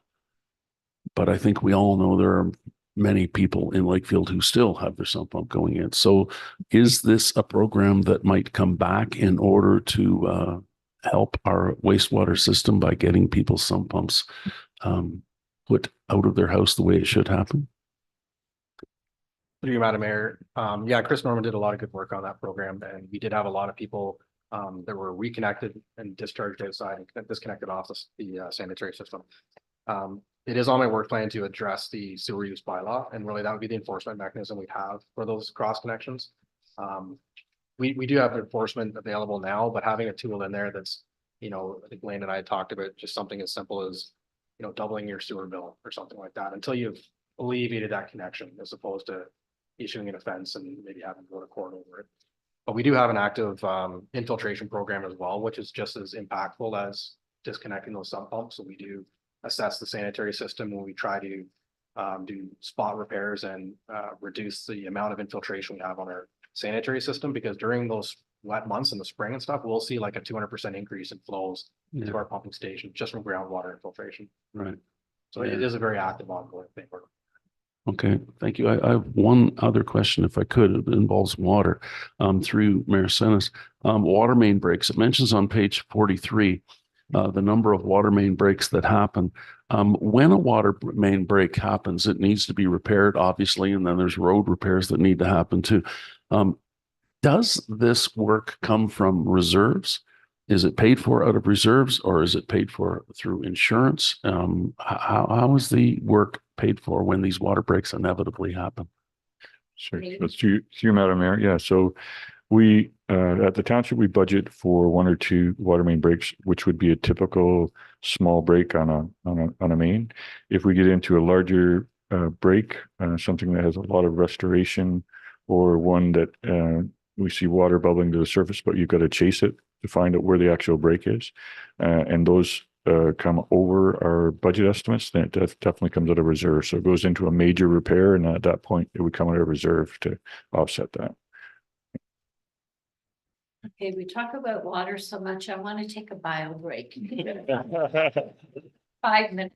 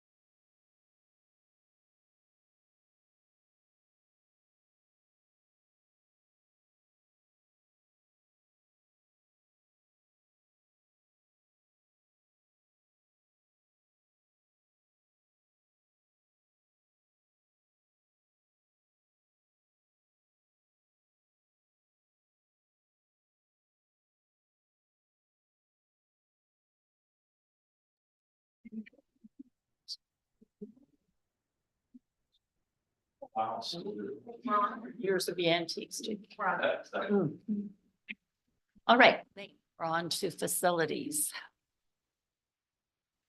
Great, thank you.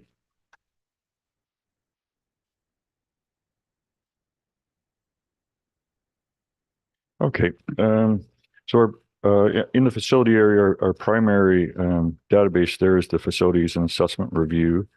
And as council would remember, we brought that forward in 2024. And then we allocated $200,000 annually from towards those repairs. In 2025, because we had the review in our hands for a little bit longer, Mike and his crew were able to put forward 4 major themes for investment.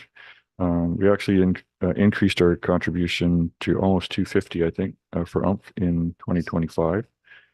And so what we're trying to do there is bundle up areas that make sense. And so you see on the screen there, we're talking about weatherproofing and caulking or health and safety or different things like that. So we're hoping we get a little bit better value in terms of our procurement process. We're trying to deal with it in a systematic way so that we would deal with, like, we'd say we'd look at roofs, we'd look at vapor barrier, any leaks, things like that. We try to do all of those repairs first before we dealt with any of the cosmetic type repairs. Our biggest challenge here is to deal with the level of service targets, and we speak to that a little bit in the report, but trying to come up with some type of a measurable index. And so there is instead of a PCI, which we talked about for pavement, this is an FCI, so a facility condition index. And it's trying to come up with some type of a performance indicator that captures more the technical side of that. And so I've kind of tasked Mike and Jerry to have a look at some of the data that I provided from other municipalities and see if that's something that we can make in terms of it being manageable here in Selwyn, and something that we're striving to do is make the report meaningful. In that discussion and some of the follow-up to that, that's when Mike and I realized that there's a large group of assets which we were not capturing in facilities, which was clear in the audit report. They were just dealing with more buildings and those types of things. And so that's when Mike and his staff began the work on park spaces and inventory. So I do have that now. I just received that there on, I think it was on Friday. And so preliminary numbers, it's close to $3 million of assets. And so when you start to look at it in a detailed way, that doesn't include paved surfaces like linear parks and things like that.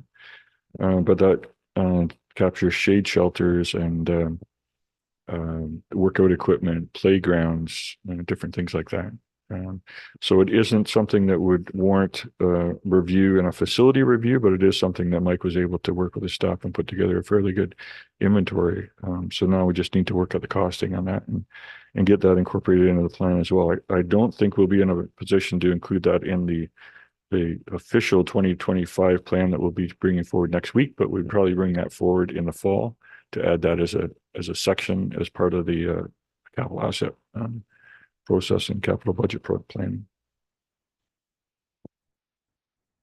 One of the comments that I had. Oh, sure. Councilor Coulis. Through you, thanks. I'm just wondering, is there other municipalities that are like comparators that have documents that we can look at in the meantime, if this isn't going to be available in the short term? Just to like kind of wrap our heads around what it might look like or what other places are doing. I can maybe answer initially.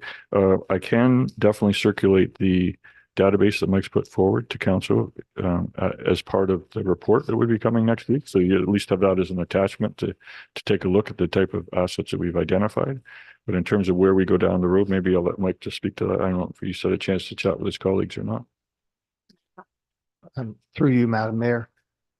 Fortunately, we had our CLAMA meeting, Kawartha Lakes Arena Managers Association meeting last week. So we did discuss it, but at the end of the day, most of us just have Excel sheets that list the items, and did take some lessons learned from that of things that that you want to make sure you consider. But at the end of the day, it's not really anything formal other than a really inclusive list of what the assets are on an Excel sheet with replacement costs and with itemized. So if you've got Paul J. English Park, there's a lot to consider, everything from garbage cans and picnic tables and bleachers and backstops and all of that sort of stuff. So really that's what we did find out through a conversation of about 12 of us, is that most of us have it in Excel sheets, so that it's a workable document that you can also manipulate and add to quite easily.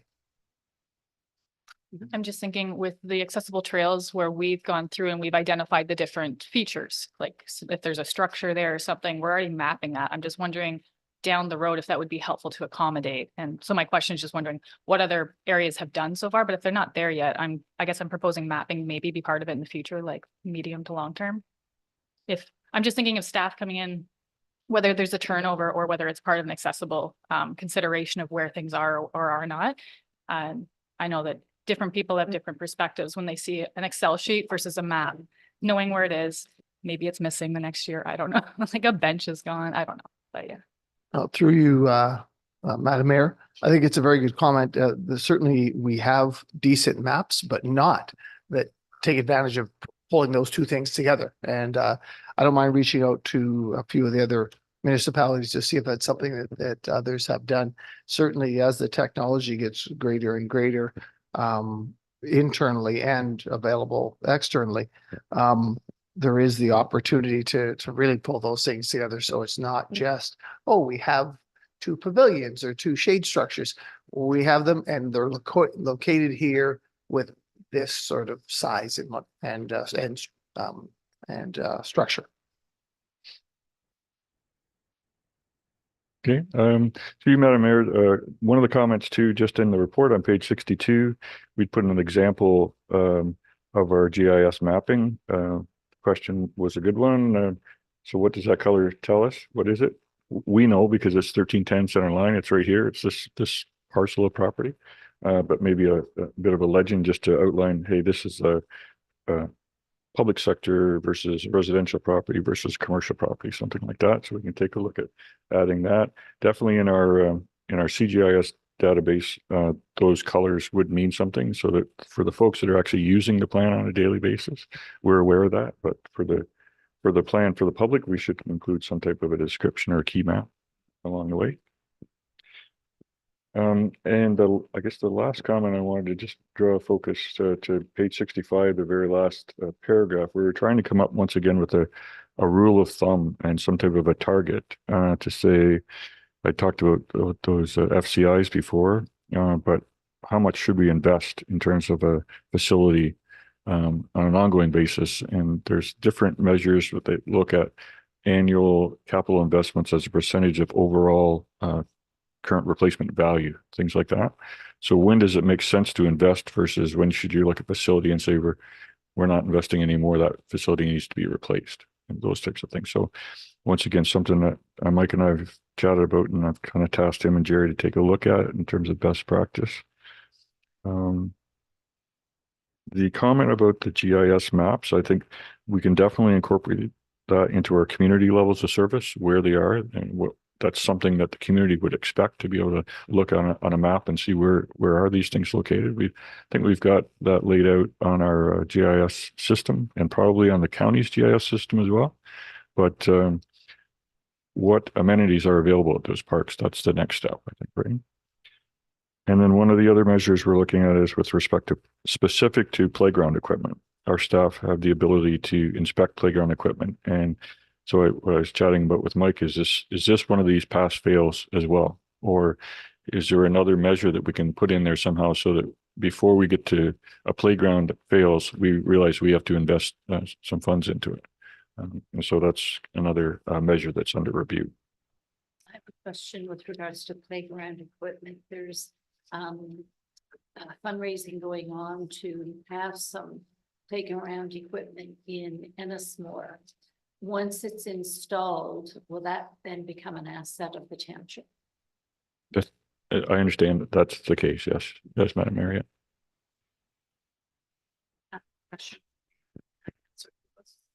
Through you, maybe a question, a long-term thinking question here, but when any play structure equipment is updated moving forward, or we put new ones in, do we have a contingency fund specific to play structures?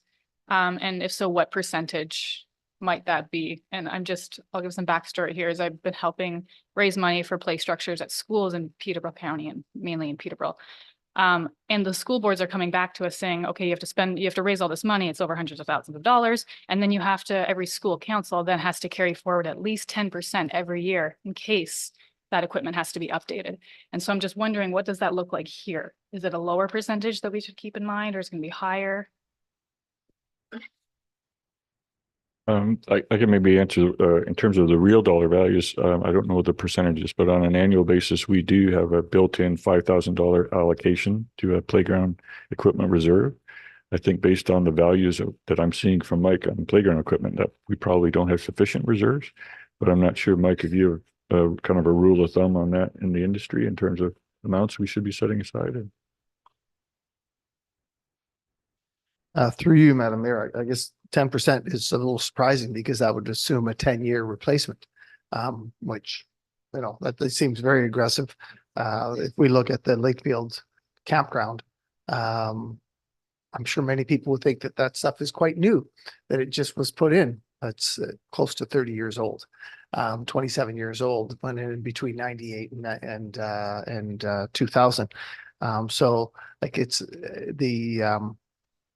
to answer that question specifically, though, I'm not aware of a program that when it comes to playground equipment, it is a bit more of a. If we look at a condenser, we look at things like that, there's a very definite time frame for them, and we can the same with our trucks and same with those sorts of things. There's playground equipment out there that's 40 and 50 years old. So the things certainly change, and when you install a new, it has to be up to that standard. And there are a few of the standards that we have to maintain regardless of any sort of legacy or grandfathering in. But most things are grandfathered in, whether it's accessible requirements. So yeah, the $5,000, obviously is better than nothing, but it certainly wouldn't be enough now that we have 7 structures out there to replace one every 20, 25 years. So I'm not aware of an actual program that or another township with the Peterborough, the city of Peterborough is probably the most likely to have something comprehensive. So I can reach out to Sean to see what they have and use for their capital replacement on playground equipment. And just, I'll note here too, that I know the school boards have their own approach to like what the standards are for maintaining the equipment and safety and frost allocation when you can and can't be on the equipment, all that jazz, which is different for us. We don't oversee it quite as specific or I don't want to say authoritative, but as direct. Like we're not there watching, overseeing them all the time. It's use at your own risk. So that does play into it. I think for us too, the longevity of some of the equipment that I've seen out there, it's because it's good quality stuff that we've gone with good companies, we've gone with good materials. So I think my comment there is just, let's please keep doing that approach. We've been doing great. Let's not deviate from it. But if you do find anything from Peterborough, I think that would be helpful. Just as the tides are changing around what is safe equipment or what is the maintenance lifestyle. I've been hearing so many different conversations in my different circles, so. Okay. And I think that was all I had to say about facilities. Definitely some different measures that we're hoping to put in place there, but with our facility assessment report, we're in pretty good shape there in terms of what we know we have to do to our facilities. It's just coming up with those measures. Once we get 4 or 5 years into that plan, how do we develop the next 5 years, and how are we making out, are these investments having an impact? So we'll move on to fleet. So this is a new addition to the plan. definitely still some holes in the plan with respect to values and things like that, replacement costs. But the most recent example we have with council is on the fire service fleet. And so I'll just use a couple of slides here for examples of that before we move on to some of the next steps of where we go. So as I'd mentioned to council before, Gordon, his senior team reviewed the schedule, which was in trouble basically in terms of replacement. They did review of that. They ensured the expenses were up to date and have looked at the possible configuration types and how the equipment is used. So we definitely have developed a plan that kind of carries on through to 2030. The updated replacement schedule was put in place. Since that time, as reported back to council, they've looked even once again at the apparatus and looking at stock apparatus. And we would incorporate that into the 2026 schedule in some way. We added an additional reserve contribution of $25,000 and implemented the first dedicated capital levy at $175,000. The difference, and I think I mentioned to council before with that approach, is that with that one injection at 175, then we would just look at annual indexing thereafter and the continuing increase in the reserve contribution. With that and the new approach that the fire service has taken, we have a good solid 10-year plan. We've got with respect to fleet, I think we have that under control. With respect to the SCBA, we still are going to definitely have a bit of a blip 5 or 6 years in. So we'd have to take a look ahead on that in terms of maybe funding or something like that. That's just one of those pieces of equipment that makes sense that you replace it all at the same time, because our fire service personnel only have to be familiar with one piece of equipment, not different SCBA, different things like that. But with respect to the fleet, I think we're in pretty good shape there. And as I mentioned, the senior staff there continues to look at options, maybe trying to look at fewer pumper replacements or different types of rescue units to smaller units, things like that. So made some really good progress there with respect to the fire service, and the work still isn't done there. Really, they're continuing to take a look at that. The unconditional grant from UMP, still some periodic support that's required, but all in all, I was happy with the response and how we were able to kind of turn that replacement schedule around in the fire service. Definitely challenges still at the public works fleet. And so we had updated the replacement schedule in 2025. There were a number of department proposed purchases, and in discussions with Adam and Janice, we deferred those purchases pending a thorough review. Part of our whole process with the fleet, not just public works fleet, but our township fleet, is that we do have in-house mechanics. Not every municipality does that, but we're fortunate to have two that take their job really seriously. We've outfitted the new shop, so we have a new large crane hoist that we've used since it was built. And this year we're installing a smaller pickup SUV style hoist that's illustrated there on the slide. But one of the bigger areas of outstanding work really is that area of the public works fleet, and Adam's developing a game plan now so that we can have that in place, trying to take a look at ownership versus especially, of the specialized equipment that we have, some periodic rentals maybe. What is the cost benefit in that? Probably the best example, which we're implementing this year already, is on the roadside mowing. So we had a piece of equipment that really we were maxing out in terms of its use. We put an old mower on it, and we were going around doing it in that way. It was providing some operational challenges. So this year we sold the old mower, and rather than replacing it, we're renting a tractor and mower combined for a 2-month period. We'll do the mowing, and at the end of the mowing season, it'll go back to the individual that we're renting it from, and we don't need to worry about maintaining that.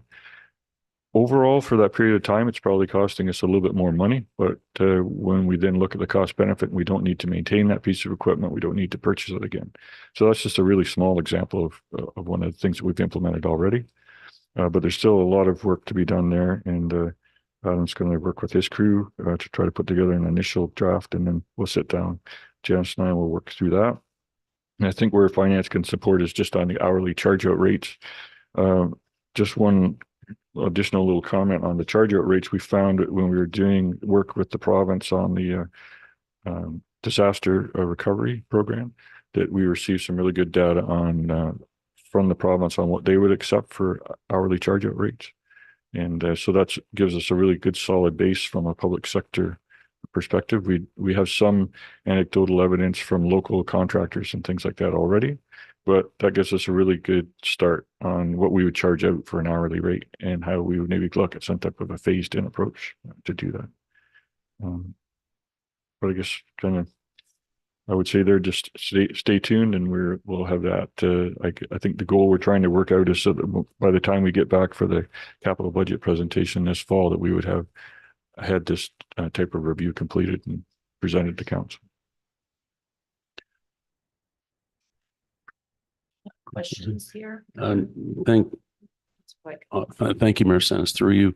I'm looking at the chart on page 71 that Lane mentioned it as a blip. I'm a little concerned about the fact that if we look at the reserve balance this year, it's almost $2 million. And in 5 years from now, it's minus 284,000. That's a huge change. And I understand where it's coming from. And I understand that the fire services is the largest contributor to that up and back. I'm looking up at the details up above where it looks at the development charges are $1,500, and it looks like going from now until 2034, and the contributions from the OMPF are looking like they're 250,000 going forward. How reliable are your estimates of that, those development charges and the OMPF funding? Because if those change, then those numbers are going to get worse. How confident are you in those numbers going forward? Okay, to you, Madam Mayor. Yeah, the development charges number, it definitely fluctuates annually. So it's a fairly small number. In some years we're higher than that. That's just a bit of an average on the development charges. The municipal partnership fund from the province, we had concerns about that, I would say 10 years ago, 7 years ago. It seems to be now that and OCF are the primary funding sources from the province. And we have no indications from the province or no indications from our associations that UMF is going to go away. So there was concern because it kept being reduced, and then they consolidated all their various funding sources into that unconditional grant. So that is a big number. It definitely would impact our replacement. The bigger number, of course, we have the capital levy on here. The bigger number really is, to me, is the yearly contributions. So that second line down, that's premised on the fact that the fleet would generate about $300,000 itself. So the works equipment would, for every hour that it was out there, it would generate money that would not only pay for the insurance and the repairs and fuel, but also its own replacement. We haven't been able to attain that in the last few years. And that's because we need to look at that hourly charge out rate and increase it. So we increase that hourly charge out rate, then that means our operations side of the budget increases because we're charging ourselves and the rate is higher than what we have been traditionally charging. So that's a little bit more of the concerning area. The other is that from 2030 on, we don't yet have the next step of what Adam's crew is going to put in place because we only have a 5-year replacement schedule at this point. So the hope is that in some of these areas, we'll have some savings. And in other areas, we've had good responses for our tradings. And we use GovDeals for our tradings and have had very good response. And so the trading values are not taken into account in this as well. But still very, very challenging for sure. And that is with some form of initial capital levy for the fire department. This doesn't take into account the overall capital levy that we're talking about. Yeah, thank you, through you, Mayor. Yeah, just to follow up on the user charges, it looks like there's about a 5% increase year over year. You plugged in at this point. I've just checked the 2 years. It was 5.1 and 4.8 or something.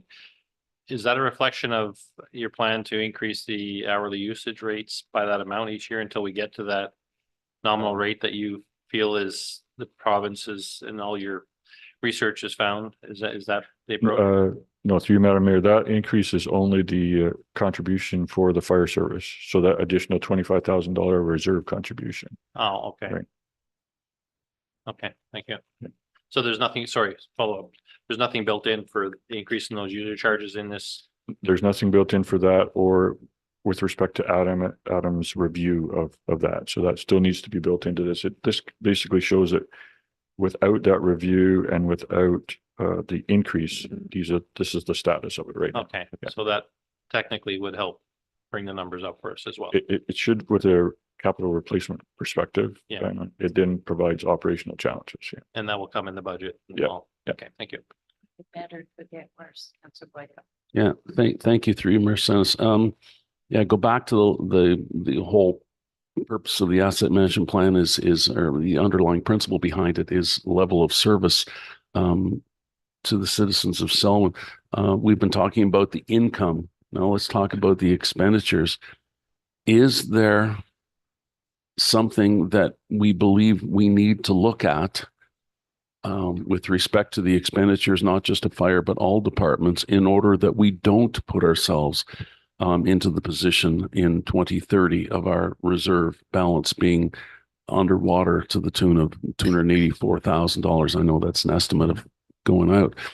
Or is this something that, as you said, it's a blip and we shouldn't be worried that it will fix itself? Yeah, so it should just, through you, Madam Mayor, should just clarify. So that this issue here is not, does not take into account the blip I referred to about the SCBA, because it's not part of the fleet. Right. This is as a result of the fact that we only have 5 years of public works fleet in it, and we've not yet received our new plan on how we're going to rationalize our equipment. So the hope is that when we take a look at our equipment, we will look at things like our useful life and say, does it need to, do we make more repairs and extend the useful life? Do we make less repairs and replace more frequently? Okay. And then what does the hourly charge out rate have to be to justify that? Okay. Yeah, so when my comment before about not, I wasn't concerned, that was to do with the SCBA, because by that point we will have to have a plan on how we're going to deal with that. Right. Quite likely it would be an unconditional grant that we've just put in for that year and take care of it. So that would mean we'd have to take that into account on how we finance some other program. Okay, through you, Mary. Yeah, that helps me to understand it. And I'm being told not to worry, but I hope you don't mind if I worry a little bit anyway. Yeah, I would say to you, Madam Mayor, that yeah, that's why we're going to spend a lot of effort in coming up with an overall plan for the public works fleet, because that's our biggest challenge at this point. And the reason that we can only provide a 5-year window is because after 5, it's not a good situation for sure.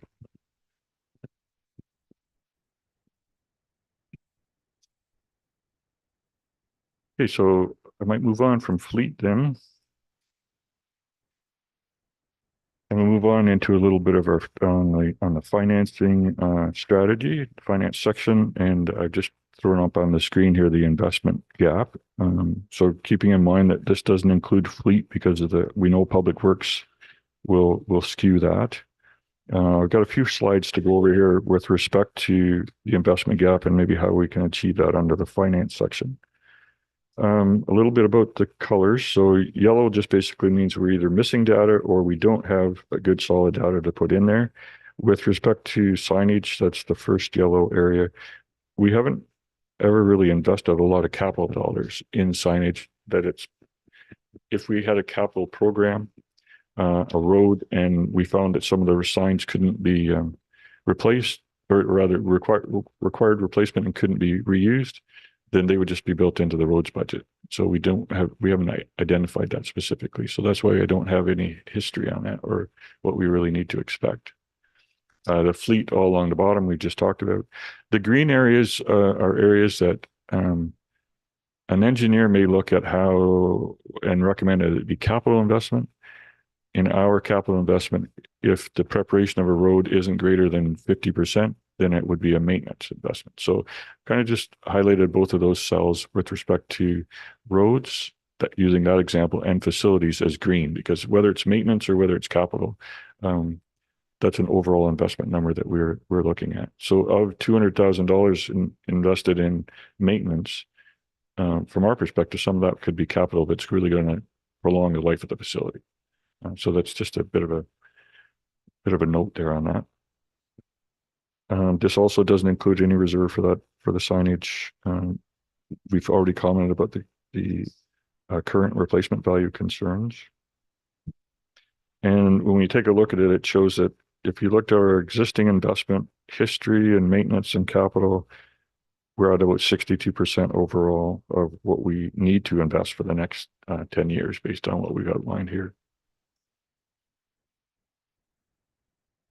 So, Question.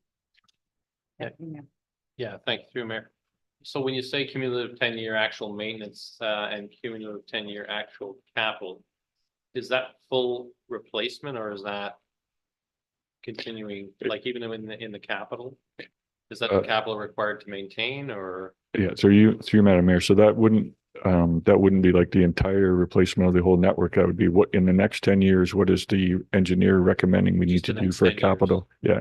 And so to your point made at the earlier council meeting, we took out the word annual in there and tried to make it more meaningful. So it's the cumulative of the 10-year investment.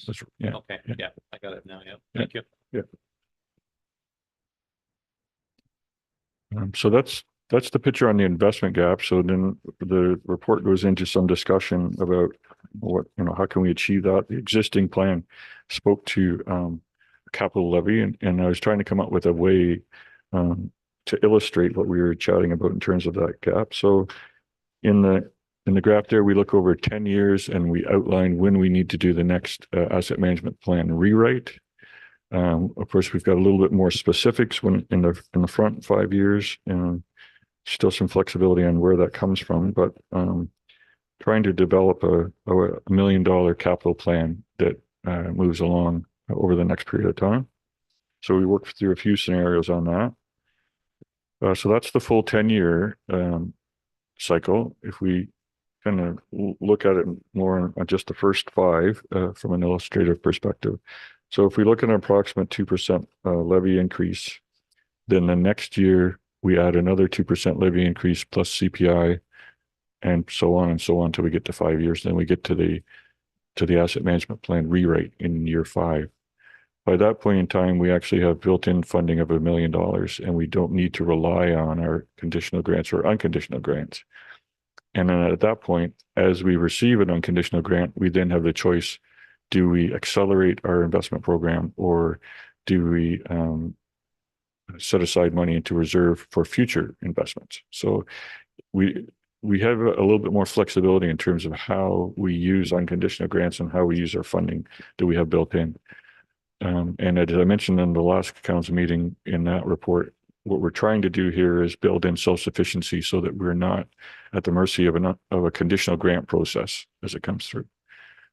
We had to rely on some knowns, so we know what we put in the reserve. We know at this point in time what our unconditional grant level is, and as I mentioned previously, we don't maybe have the level of concern that we had 5 years ago about the status of UMP. I always hate saying that because I'll get a press release as soon as I go upstairs. But anyway, that's how we have to build a plan. And then so now we're looking at something that we can control, and that's where we get back to our own reserves and a capital levy of sort. So you're showing 2% levy increase. Based on the numbers we have before us now, we have other numbers coming. So are you anticipating, is this the end, the 2%, or are you anticipating that it might go up? Yeah, so if I go back a slide to this, I can't see in our process, trying to outline that we would have $1 million of investment over the next 5 years. But really, when we get to that next rewrite of the asset management plan, that's the point we'd look at and say, okay, have we really picked up any ground here? Some of these other gaps that I've outlined here will be baked in the plan. Man, I almost said baked in the cake, like our clerk wanted me to say, but I didn't say that. So, So by that point, 5 years in, we will have made those investments and we'll have a lot better data to be able to make those decisions. And so that's why I've kind of laid out this one, but then stepped back and said, well, let's look at the next 5 years and see what we have to do.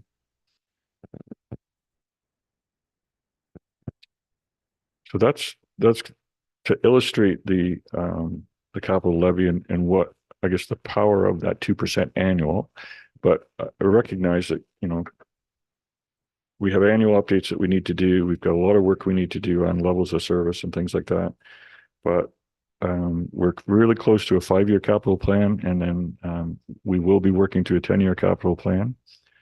We've talked already about some forward-looking studies and reports and things that we need to do. The master plan that Janice had mentioned, Adam talked to. But then when we look at equipment charge rates and things like that as well, do we know that's going to affect operations?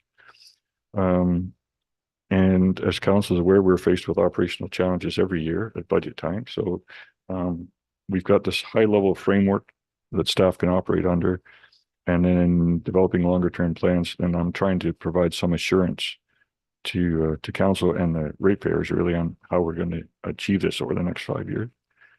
So the big investment for us always is some type of thoughtful, well thought out investment plan. And so we're getting close to that.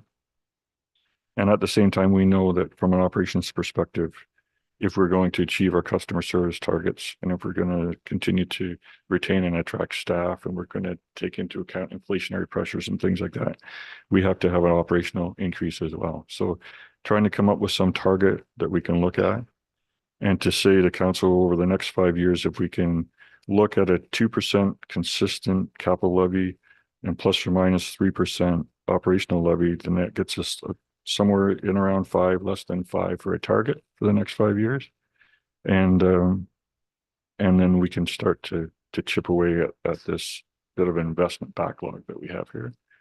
And while we have less than 5, that would be our target, less than 5, plus or minus 3, because if it takes 3.2%, then that's what Janice and I would like to provide to council on an annual basis. If it takes 2.8%, then that's what we would provide to council. To say 3 and then just arbitrarily push it back and forth, right? So that's why we kind of look at that one at plus or minus 3. That would be the target we'd work at. And then where things get a little dicey for us is if maybe like 4 years ago, I think it was, when all of a sudden the insurance premium shot up like $200,000 or something like that, right? Then we've got to come up with another way. How do we mitigate that? What do we do for that? But that's kind of our best effort at this point, incorporating that into the financial strategy in the asset management plan. This slide here is just a little bit more input for council. I didn't really feel it was appropriate to step away from the capital levy, not to look at that somehow. So that's why it's presented to council. Yeah, so at the county, we have been a bit ahead of this with the asset management plan being presented to county council a couple of years ago. We talked about what the cost would be to maintain. They were really high, and county council at that point in time decided that 2.5% should be put aside for at the beginning it was for roads, but then we changed the name of it to infrastructure because roads are the biggest expense at the county. So it's something that's been going on for a few years now, where before we even begin with the budget, we're looking at that number, and then we have to deal with the rest of the operational expenses to come up with whatever our tax rate is, which is an ongoing fight. But reality is, to keep up with what it costs to run a municipality, we have to, I guess, play a little bit of catch up.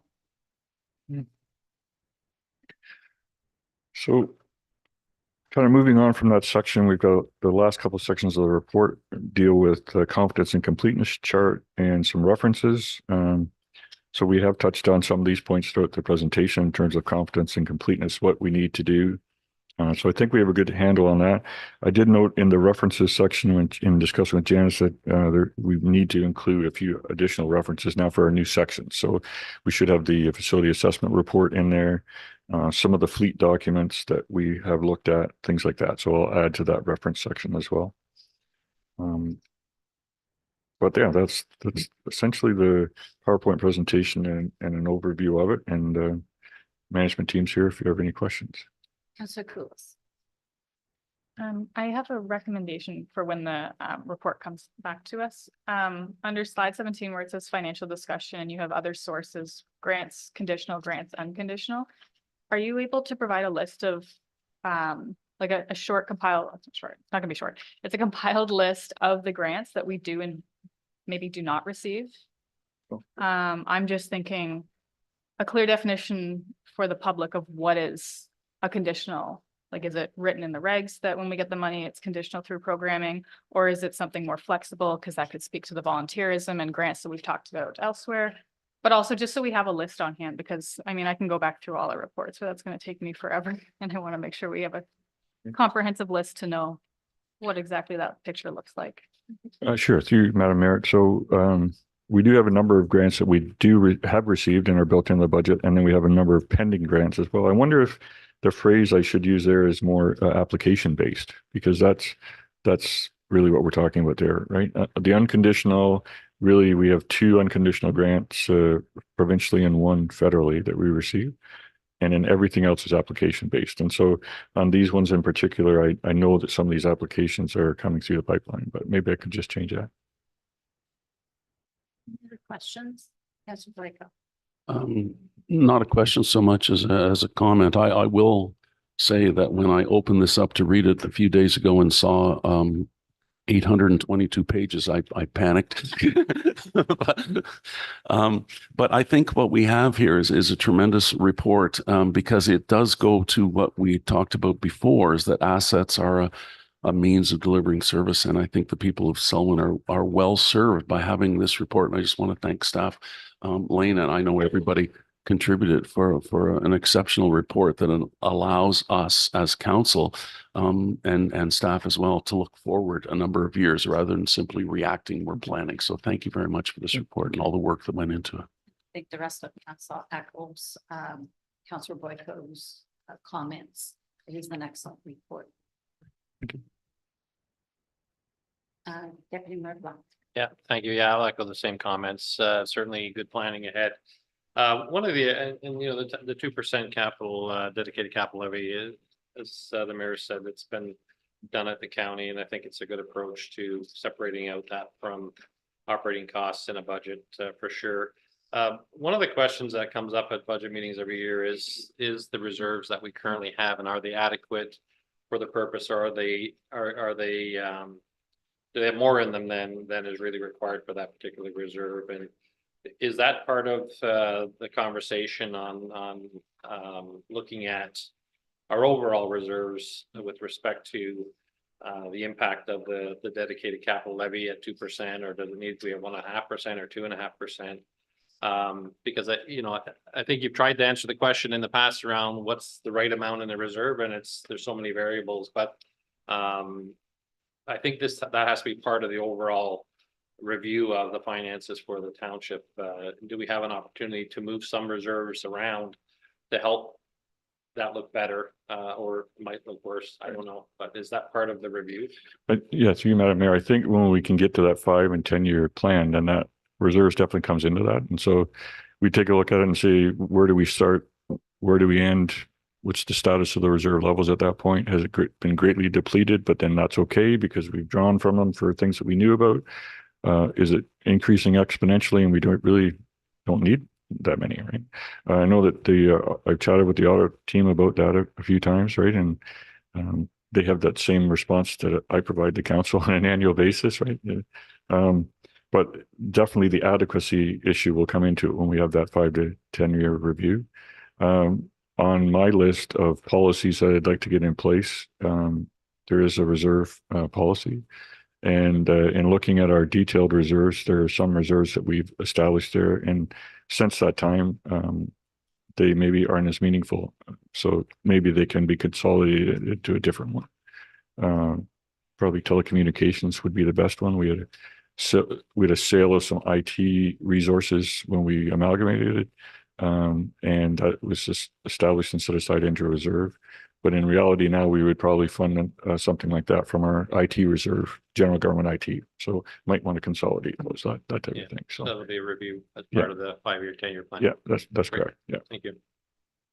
Any other questions? Council Blake. Thank you. I didn't think I was going to have this question, but you've introduced an interesting topic. When through you, Mayor Senes, when we asked, or I asked, is there a benchmark, a standard benchmark for reserves? And the answer is no. And then I talked about the water and sewer reserves a couple meetings ago. It's almost going to be $8 million. Do we really need to keep putting money into that reserve?